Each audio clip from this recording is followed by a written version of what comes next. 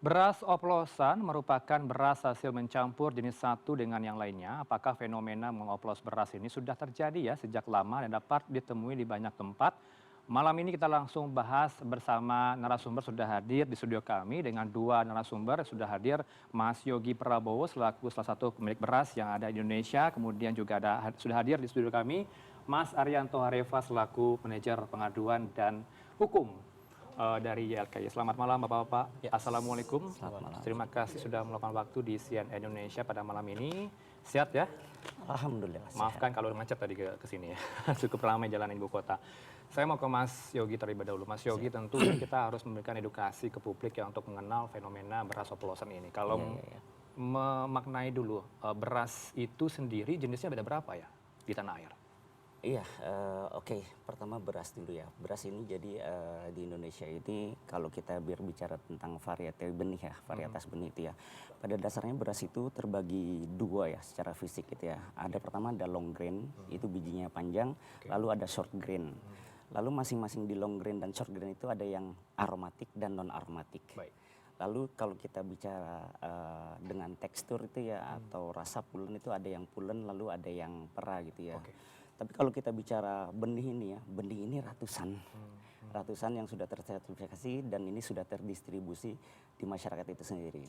Namun kalau kita bicara soal beras yang umum dimakan masyarakat adalah mostly yang long grain dan pulen ya, yang kita bisa bicara itu kayak seperti Ciherang, Impari 32, ya Ramos dan lain sebagainya seperti Baik, itu. Mas.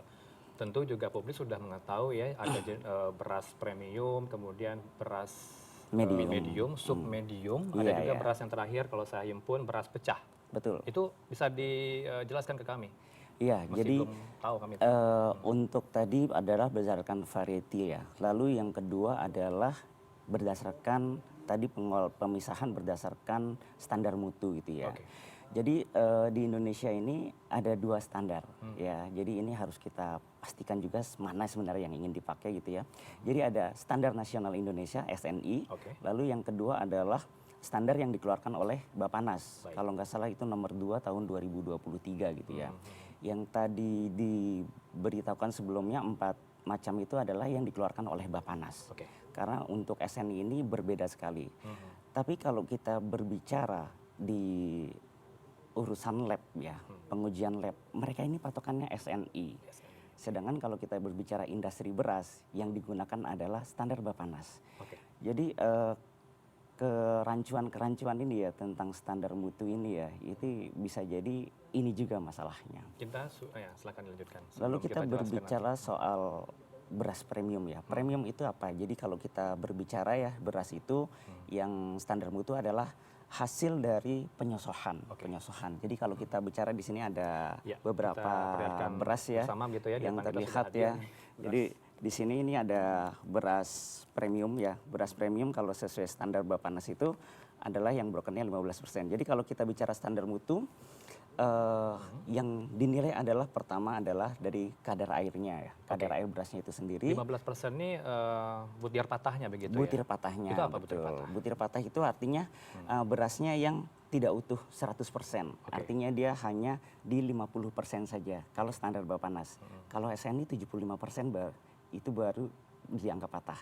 Kalau Bappenas 50%. Lalu yang kedua adalah butir menir. Menir itu yang ukuran 25%. Jadi untuk di premium itu kadar air maksimal di 14%. Lalu butir patahnya di 15%. Derajat sosoknya ada lagi langsung itu. Contohnya ya, contohnya yang ini ya. Ini adalah contoh beras premium gitu ya. Yang 15%. Lalu kalau untuk ininya boleh mungkin dituangkan. Bedanya apa gitu? Beras kepala dengan beras premium nanti? Kalau secara standar, ini kita pengen tuangkan juga ya. Boleh, biar ketahuan begitu ya bedanya apa antara beras kepala, medium, broken begitu ya, patah gitu ya, sama premium. Siap, betul. Ya. Jadi ini adalah yang contoh premium.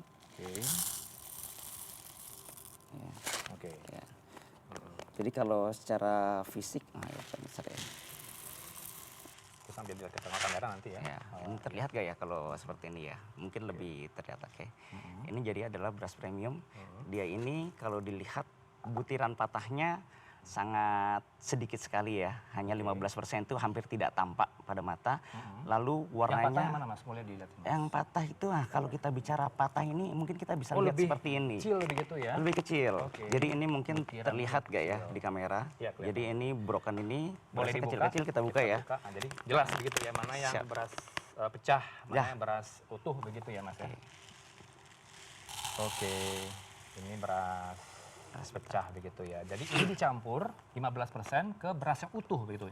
Iya. Dinamakan dengan premium, tapi beras pecahnya 15% gitu begitu ya. Betul. Maksudnya begitu ya? Jadi pada dasarnya saat kita melakukan proses produksi ya Mas ya, dari pengeringan lalu penyosohan itu, pada dasarnya saat kita produksi beras patahnya itu sudah ada. Oke. Jadi saat kita melakukan pengupasan lalu kita sosoh jadi beras putih seperti ini, itu sudah ada beras patahnya. Jadi di dalam beras itu ada beras utuhnya, ada beras patahnya, ada beras menirnya, ada beras rejectnya. Oke. Nah, saat kita berbicara, kita pengen memproduksi mutu yang premium. Ya. Nah, ini harus ada standar mutunya. Baik. Berarti saat pemrosesan harus kita lakukan grading. Grading ya. Ya, jadi jika ternyata bahan yang kita proses itu brokennya ternyata 25%, kita harus keluarkan 10%-nya. Jika brokennya sudah di bawah itu, maka sudah aman seperti Ini heboh kan beras premium dioplos. Artinya di berapa takaran yang dioplos? Dicampur dengan yang utuh Mas. Oh, ya, Apakah oke. seperti ini beras premium 15% ini beras oplosan bagaimana? Ya, jadi kalau kita berbicara oplosan ya, oplosan ini konotasinya negatif ya. Oke. Negatif kayak miras oplosan atau Minyak apa. mentah Minyak mentah dioplos dioplos. gitu ya. Dan yang dikhawatirkan kan nantinya dengan kesehatan seperti itu ya gitu ya. Jadi sebenarnya kalau kita berbicara di industri beras, mungkin kalimat yang paling enak adalah blending. Blending, oke. Seperti kita beli kafe ya, cappuccino atau Di-blend apa, gitu ya? itu kan di blending ya, Oke. dengan porsi-porsi tertentu. Sebenarnya di beras seperti itu juga gitu ya. Jadi kita melakukan proses blending. Misalnya seperti ini. Ya. Dalam proses produksi kita ternyata brokennya hanya 10%. Ya. Sedangkan kebutuhan premium ada 15% gitu ya. Oke. 15%. Lalu apa yang kita lakukan gitu ya? Untuk blending tadi berapa persen gitu? Jadi supaya pertama gini ya, Ya. broken ini harganya relatif lebih murah. Jadi sebenarnya dengan proses blending ini bisa membuat COGS kita atau HPP kita lebih murah gitu ya. Ya, jadi 10% kita tambahin 5% yang brokennya lebih murah, otomatis kan HPP kita turun. Tapi yang penting adalah sebenarnya yang perlu kita awasi ya, ini juga dari YLKI sangat ketat sekali ya. Baik. Apakah setelah kita blending sesuai dengan mutunya atau tidak? Ya. Oke. Jadi jika kita berbicara di kemasan ini adalah beras premium, maka di situ spesifikasinya harus mengikuti. Kita blending bermacam-macam harus mengikuti. Derajat sosok harus 95, kadar air sekian, brokennya sekian, itu harus menyesuaikan. Jangan sampai kita lakukan blending tapi out of spec. Baik. That's the point. Mas Yogi ini kan punya pabrik beras begitu ya. Yes, Artinya correct. selama ini sudah berapa lama Mas memblending beras yang Mas miliki Oke. untuk dijual belikan? Jadi kalau kita bicara pabrik beras itu ada dua macam. Oke. Yang pertama ready to rice, yang kedua rice to rice. Heeh. Ready to rice ini membeli bahan bakunya berupa padi. Oke. Kalau rice to rice ini dia belanjanya dari beras. Dari jadi banyak penggilingan-penggilingan yang produksi beras dicampurkan. Nah, kalau penggilingan yang dari ready to rice itu rata-rata mereka tidak melakukan blending. Ya, tidak melakukan blending. Yang ada malah kita grading supaya spesifikasinya sesuai dengan SNI? standar yang ada. Atau Bapanas? Kita pakai Bapanas ya. Oke. Karena kalau SNI itu standarnya very tight dan tinggi, Oke. dan COGS-nya jauh lebih tinggi, dan itu otomatis dengan HET tidak akan bisa kita capai ya Mas ya, seperti itu. Itu konsumennya siapa Mas? Konsumennya Yang kita memblending beras. jadi dari kita Mas ya? kita memiliki beberapa brand gitu ya. Kita memiliki beberapa brand di situ. Jadi saat kita mendaftarkan merek itu semuanya sudah kita jelaskan dengan detail, spesifikasinya seperti apa, Oke. terus kadar brokennya berapa itu sudah kita state gitu ya. Customernya siapa? Customernya otomatis kalau yang komersial ya, komersial kita jual itu di pasar market modern trade maupun GT, itu harus sesuai spesifikasi, apalagi Baik. kita sudah ada izinnya. Tapi ada Dan beberapa konsumen tahu begitu ya. Ini di Konsumen blending tahu. loh gitu. betul Yang mereka dapatkan blending loh ini. karena sudah ada di kemasannya. Oke. Jadi kalau kita bicara premium, standar Bapanasnya ada, dan itulah yang harus kita deliver. Di blending ataupun tidak, yang penting mutunya adalah seperti itu. Oke. Dan keamanan pangannya terjamin. Baik. Tapi ada juga salah satu yang agak apa namanya ya spesial adalah market restoran. Iya, restoran, beberapa restoran seperti restoran Jepang, restoran Padang, itu dia memiliki karakteristik tertentu gitu ya. Nah, itu mereka memiliki request ke kita gitu ya. Jadi ini ada custom spec di luar yang tadi standar tadi. Ada yang mereka butuhkan, oh ya saya butuh ketannya 40%, mentik wanginya 10%, by request begitu ya? By request. Dan ini adalah suatu yang common gitu ya. Jadi di blending memang sesuai permintaan customer.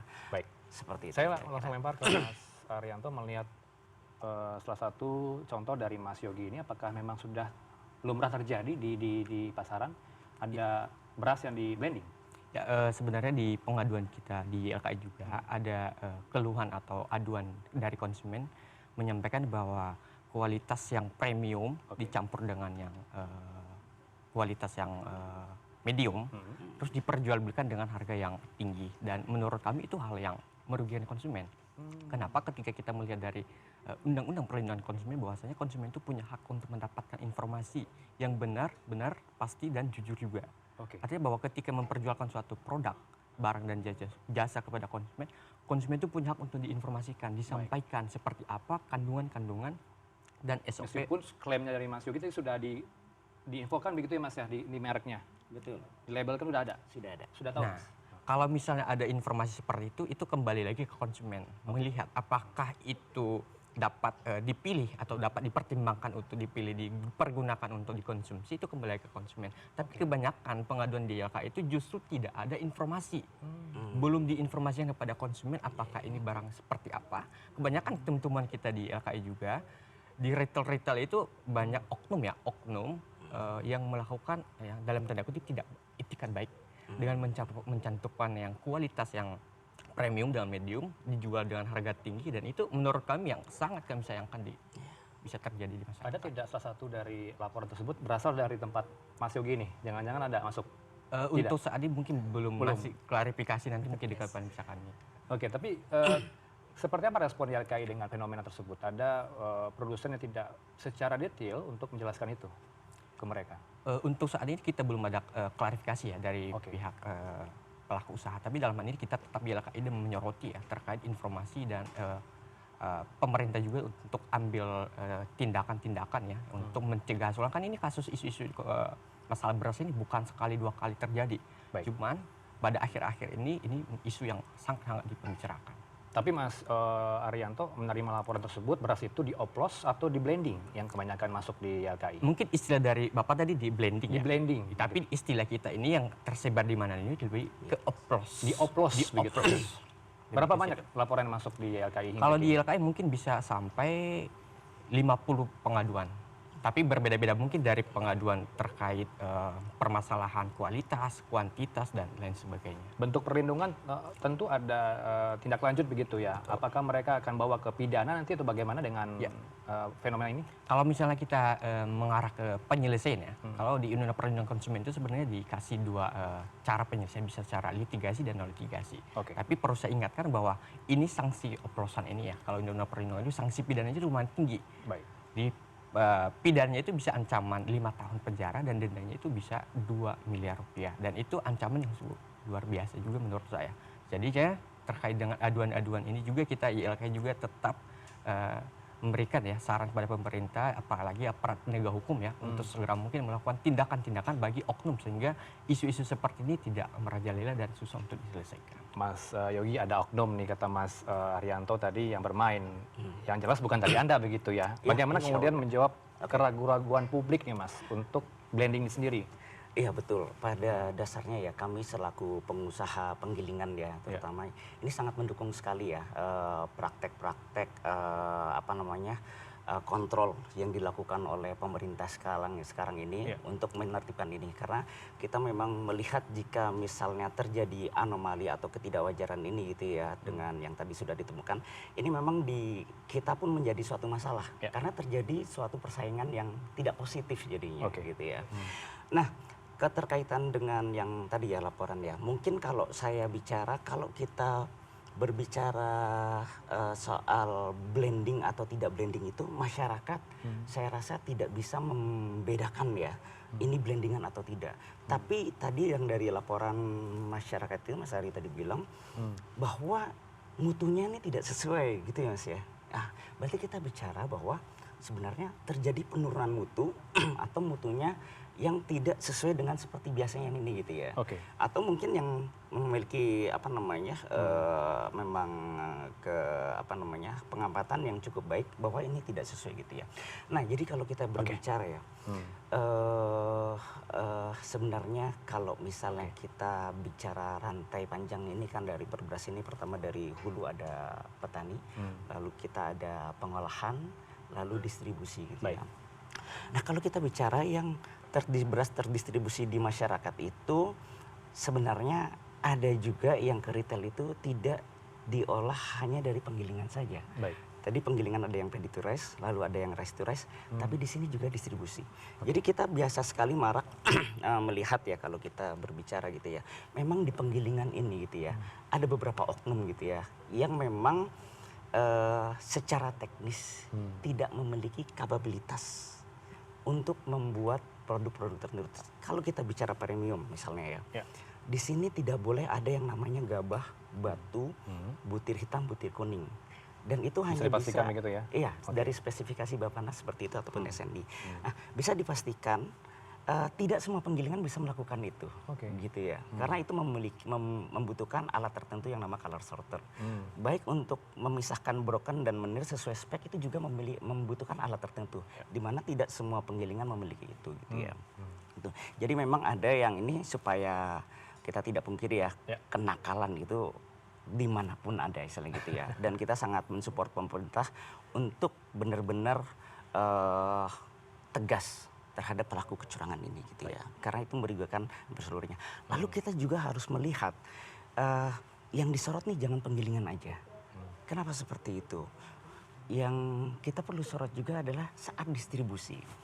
Mungkin kalau kita melihat Mas ke toko-toko di pinggir jalan atau apa, mereka dapat beras dari supplier A, supplier B gitu ya.